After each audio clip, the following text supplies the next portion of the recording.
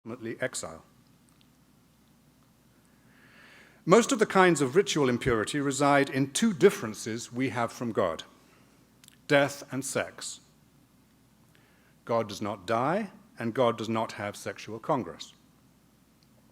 In the case of both impurity and sin, God provides the means for us to satisfy God's command, for example, by sacrifice and atonement.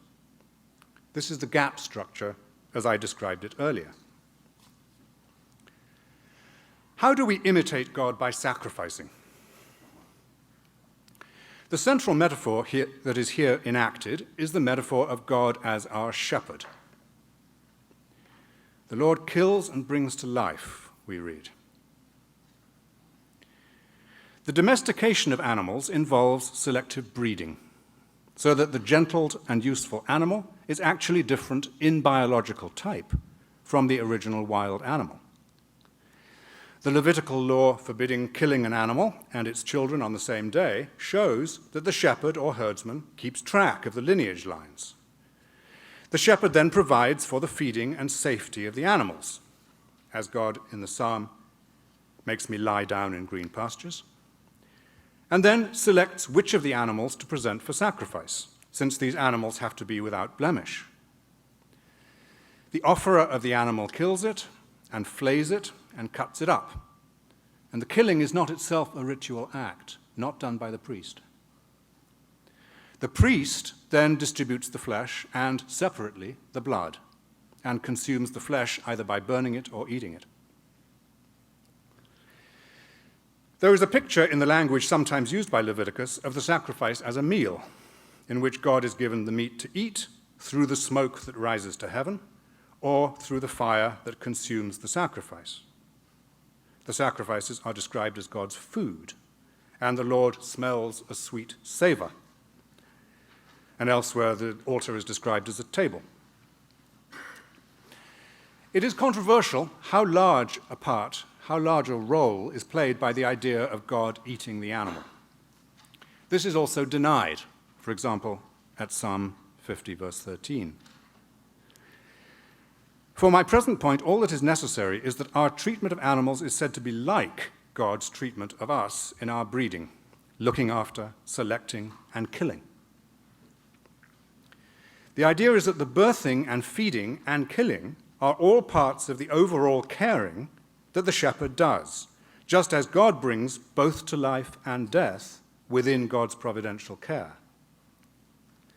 The shepherd's care is consistent with the animal's destination as food. But my present point is that the sacrificer does not consume the blood, just as God does not consume us, though bringing us to death. The sacrificer does not consume the blood or the life, but only the body of the animal. The blood is returned to God. This will be the beginning of an answer to what I take to be the central puzzle about the sacrifice system from an ethical point of view. If the problem to be solved is the damage done to the relation with God by sin, for example, murder, or impurity associated with death and sex, how does killing something solve it? How is this consistent with the covenant idea of Genesis 9? I will return to this when I come to the third model, namely expiation. The second model is that in certain sacrifices and offerings, the participants attract and maintain the presence of God.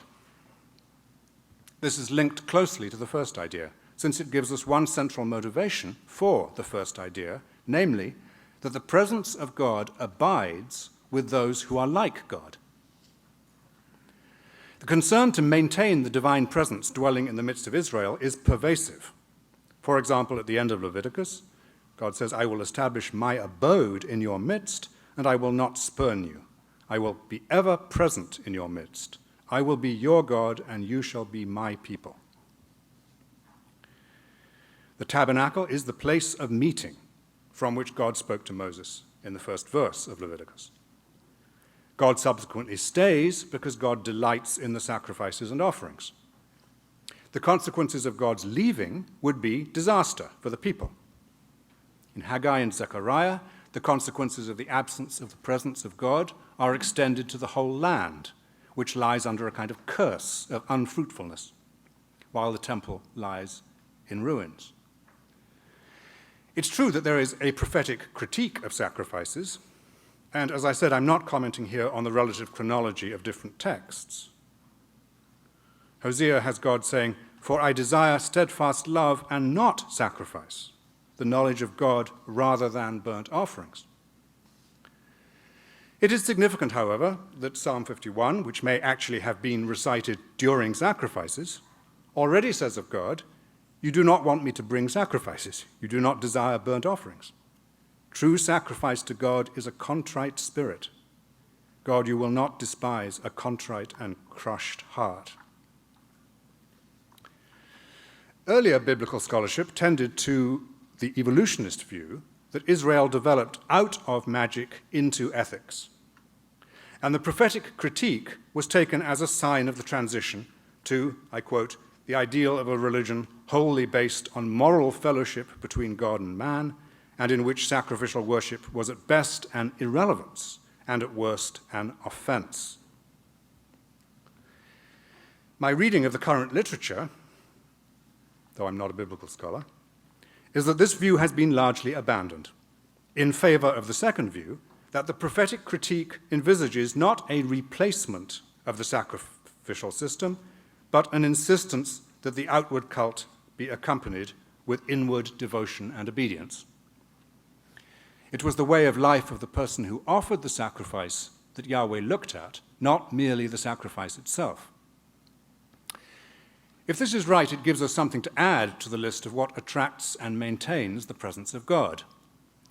In addition to giving to God something of material value, we can give a sacrificial spirit, or a broken and contrite heart.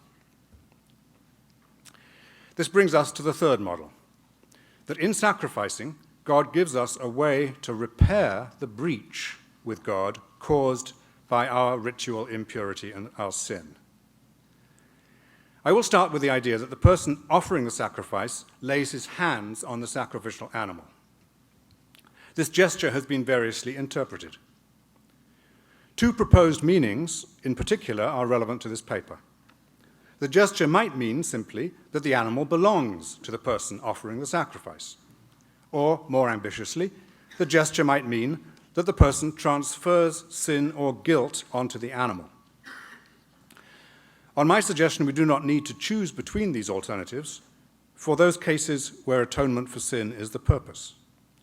Because the animal is seen as part of or a member of the offerer's household, there is already the basis for an evaluative transfer to occur. Note, however, that the identification is only partial, and this allows a combination that is typical of relations where one party represents another. An ambassador represents her country, but when she signs a document, it is both true that we do not sign it, she does it instead of us, and that we are committed by her signature. Christian doctrine is familiar with this thought in one traditional account of Christ's sacrifice. Paul says in 2 Corinthians, "For Christ's love compels us, because we are convinced that one died for all, and therefore all died." The therefore is puzzling. It looks as though Paul is saying that Christ died instead of us, hyper in Greek, which might also mean on behalf of us, and therefore we died as well. We should understand that Christ is the primary sufferer in his death, and in this sense he died for us, but because he incorporates us into him, we become the secondary sufferers, sharing in his death, and therefore in its fruits of reconciliation with God. This idea belongs with some understandings of atonement in the New Testament, but also, I claim, in the Hebrew Scriptures. To be sure, there is a difference between the case of the animal and the case of the ambassador or of Christ. The ambassador and Christ consent to the identification, and it's not clear what consent would mean for the animal. Consent is not in general necessary for evaluative transfer. A child can be ashamed of what a parent does, even if the child at no point consented to being born of her parents. But consent is necessary for evaluative transfer to lead to justified vicarious or substitutionary punishment. So I'm not claiming in this paper that animal sacrifice is now morally permissible, or that it should be reinstituted if the temple were to be rebuilt. But I'm trying to make the practice of sacrifice less alien by relating it to ideas that I think we can understand, in particular the holiness gap and evaluative transfer. If we ask, why did God prescribe this system if it was not supposed to be permanent? I think Maimonides gives us a good answer. He took the same position that even if the temple were to be rebuilt, sacrifices should not be resumed. And he says, it was in accordance with the wisdom and plan of God, as displayed in the whole creation, that he did not command us to give up and to discontinue all these manners of service. For to obey such a commandment would have been contrary to the nature of man, who generally cleaves to that to which he is used. God transferred to his service that which had formerly served as a worship of created beings.